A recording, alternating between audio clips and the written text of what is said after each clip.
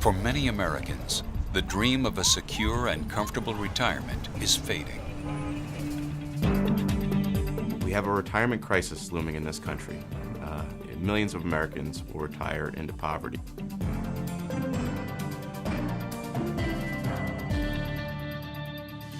What people have talked about traditionally is the idea of having a three-legged stool, and typically that means you have Social Security, then individuals would have a pension from their employer, and then they'd have their own individual savings.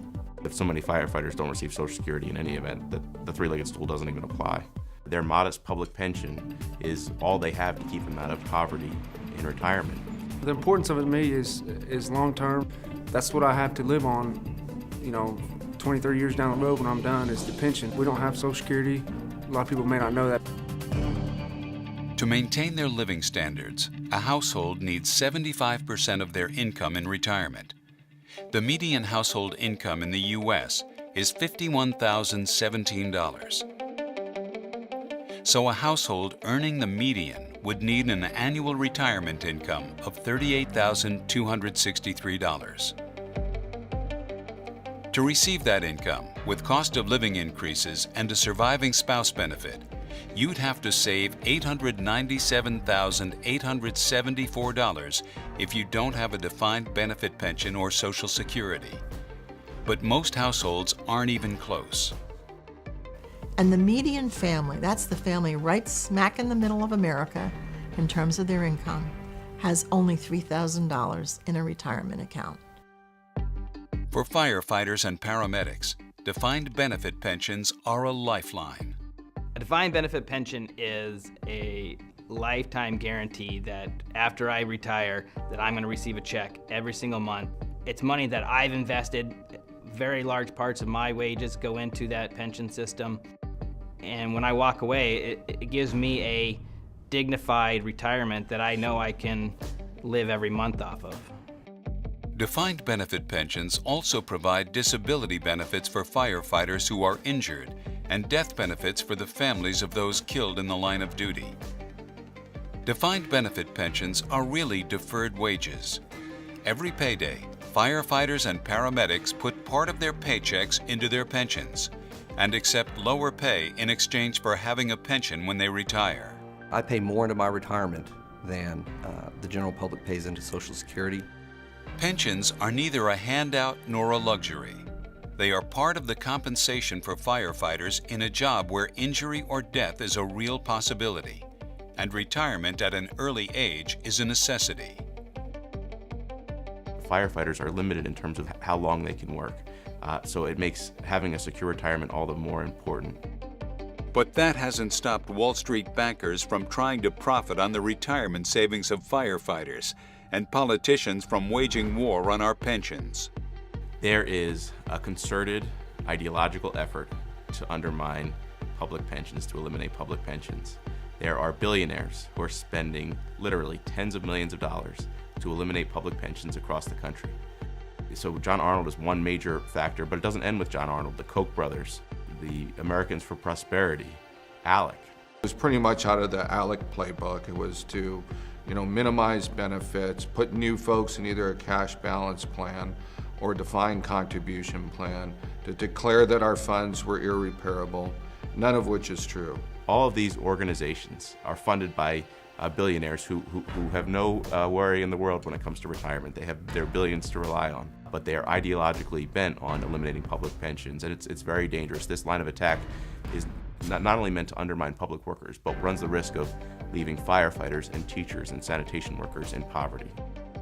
Contrary to the myth spread by anti-worker billionaires, most public pension plans are doing fine. Over the long term, no one has to have this plan be 100% funded on any one given day. That's one of the benefits of defined benefit plans. If a plan's about 80% funded, it's in a reasonably good place to be sustainable over the long term. And if it's moving towards that, it's going to be in good shape.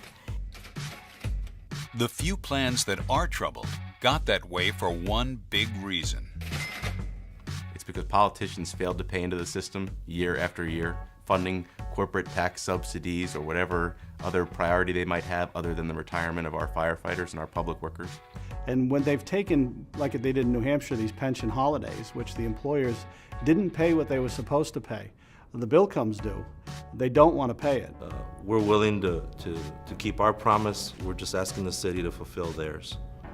Every state and municipality gives away literally millions, and in some cases tens of millions, hundreds of millions of dollars in corporate subsidies, in tax breaks, in loopholes. And it is fundamentally dishonest to say that you can't fund one thing because you're funding the public pensions of firefighters. Just part of the political game that's being played to grab what we've built and take that trust that we've built in our systems and basically rob our pension systems of what we've built. Attacks on our pensions are also dangerous because injured firefighters can't get Social Security disability benefits, and families of the fallen don't get survivor benefits. Defined benefit pensions are the only way to protect those who choose this dangerous but vitally important profession. Most Americans have some modest disability coverage through Social Security. So again, for those firefighters who don't have Social Security, it's critically important that that defined benefit plan provide disability and survivor benefits. Plus, defined benefit pensions are the most cost-efficient plans in existence. You can deliver in a defined benefit plan the same level of benefits in a defined contribution plan, but in the defined benefit plan you can deliver those benefits for 46% less of a cost. By contrast, 401ks and other defined contribution plans cost participants much more, force workers to bear all the risk, and leave many retirees high and dry. You hope like crazy that you've chosen a good investment model so that you get a high rate of return, and you hope like crazy that the market is really high, and you hope like crazy that the market is not really low when you decide to retire, because that's what your future is based on. Because defined benefit plans pool their money and institutionally invest, the rates of return are about 8.9% on average over 25 years. But in individual accounts, workers may or may not make their own decisions on how to invest that money without the expertise perhaps of the public pension funds, and often receive much less a rate of return. My pension fund has a lot of money, and they can go, as a large institution, go and invest money in funds that I can't invest in. Because defined benefit pensions are so superior to 401ks, they ensure that our communities are protected by the best public safety professionals in the world. If individuals are covered by a defined benefit plan, it is extremely powerful in recruiting and retaining the people who are covered by defined benefit plans. If we reduce our pension benefit, then we are no longer in the position of attracting that talent to our profession. Defined benefit pensions are also good for taxpayers, our communities, and our economy. When individuals receive an income in a defined benefit plan, and they get that check each month, they know that check is going to come. And our organization did an analysis. What we found is because those retirees in their communities were spending their paychecks, their spending actually generated $1 trillion in economic activity in towns all across America.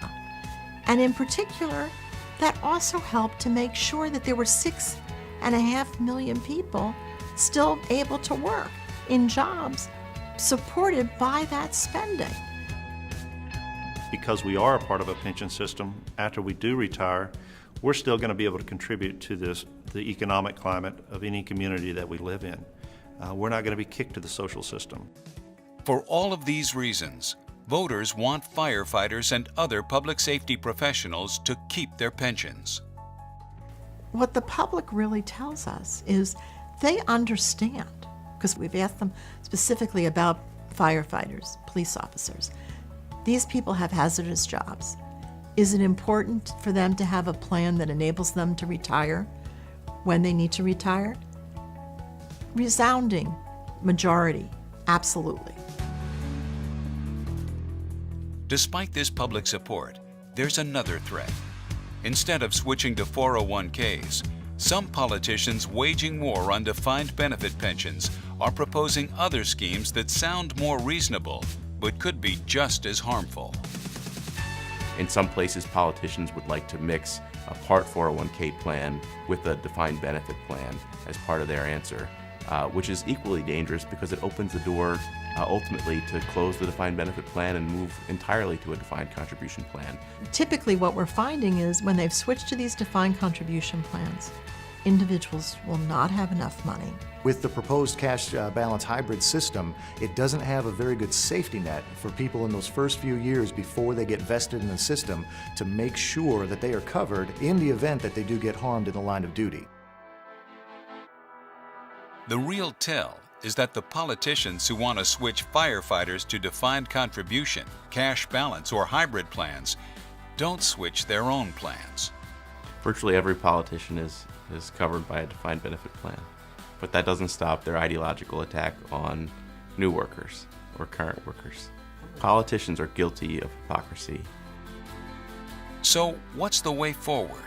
How do we solve America's retirement crisis and ensure that our nation's first responders can retire with dignity? We do it by strengthening defined benefit pensions as the best way, indeed the only way, to achieve this vital goal. There is no better system, no better way to provide retirement security. And unfortunately, some places took pension holidays that weren't as short as they thought they were going to be when they started. That 1 year turned into 2 and turned into 3, and in some cases, several more. So there's been, when you don't make your full contribution into a defined benefit plan as the employer, that catches up with you. No longer can a politician say we can't fund firefighters' retirement because we have to pave our roads or make our class sizes smaller, and all the while they're giving out millions of dollars in corporate subsidies. I mean, it's fundamentally untrue, and we need to call them on it. Even the Pew Foundation's own research shows that troubled public pension plans got that way because the state did not pay what it owed. There are some places like Florida and Wisconsin where politicians faithfully paid into the system, and those systems are fully funded. And that's the fundamental difference. That's why the solution could not be more clear. Employers must make their required pension contributions on time. The employees' contribution to those pension systems typically are mandated in the law. And those monies are taken out of the employees' checks in full every single time they get a paycheck. Employers must be subject to the same mandate. Full funding by employers. Small adjustments to fix any remaining shortfalls. That's what it takes to ensure that America's first responders can retire in dignity after answering the call to serve their communities and save people's lives.